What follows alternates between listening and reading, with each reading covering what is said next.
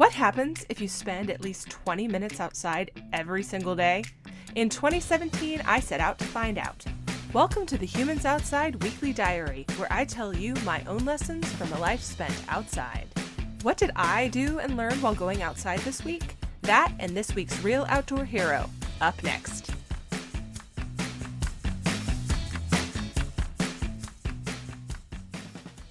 "1,000 days. That's how many days in a row I have spent at least 20 consecutive minutes outside every single day as of May 27th, 2020. 1,000 days. I don't know about you, but I can't say that I've had a 1,000 day streak of something before. Certainly not 1,000 days in a row of doing something intentional. When I set out to spend at least 20 minutes outside every day, it was for just a year.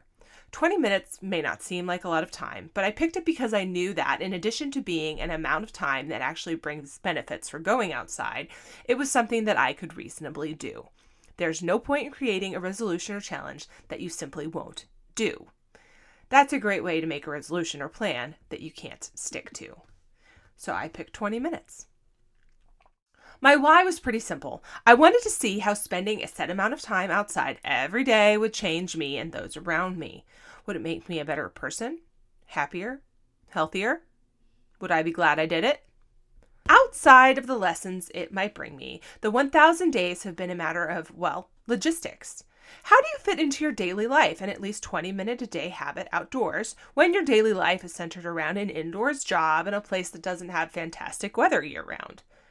For the majority of the 33 or so months I've been doing this, I've spent far more than 20 minutes outside each day. For the most part, it's not that hard. Fitting it in has become second nature.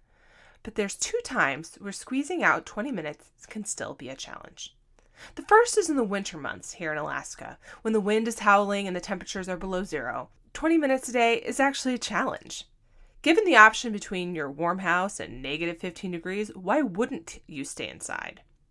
The second is when I'm traveling for work, particularly on the travel days themselves when I'm heading out of state, and even more so on travel days in the winter months when the days are shorter.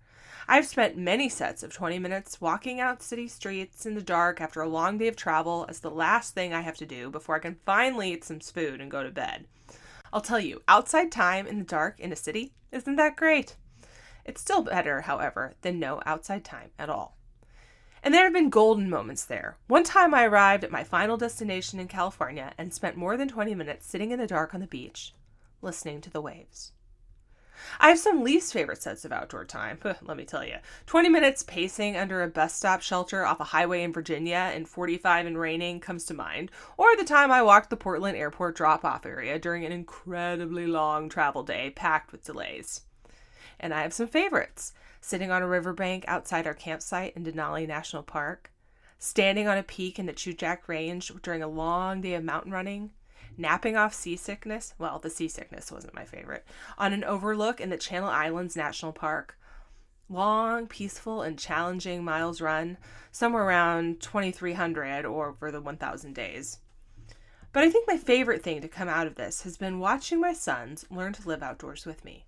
I do things willingly outside now that I never thought I would do. I ski, I mountain run, I camp as often as possible. Who am I? I'm constantly looking for ways and reasons to be outside instead of inside. And my sons do the same, modeling what they see. And then there's you all listening to this, joining me for the outdoor journey. If my time outside these 1,000 days have touched anyone or encouraged anyone else to spend time outside too, then it's more than worth it. We don't have an outdoor hero this week. I spent my week honoring Memorial Day with purposeful steps for the fallen and the first night camping with my family, plus a few evenings by the fire. They spent a few extra nights in the tent, but I had to work, so I stayed at home. Alaska's pleasant summer weather, anything is pleasant compared to negative temperatures, honestly, make it hard to not spend every spare moment outdoors, and that's what we've been doing. You can see all of my 1,000 days of my outdoor time and share yours with the hashtag HumansOutside365. You can also follow us on Instagram at HumansOutside. Until next time, we'll see you out there.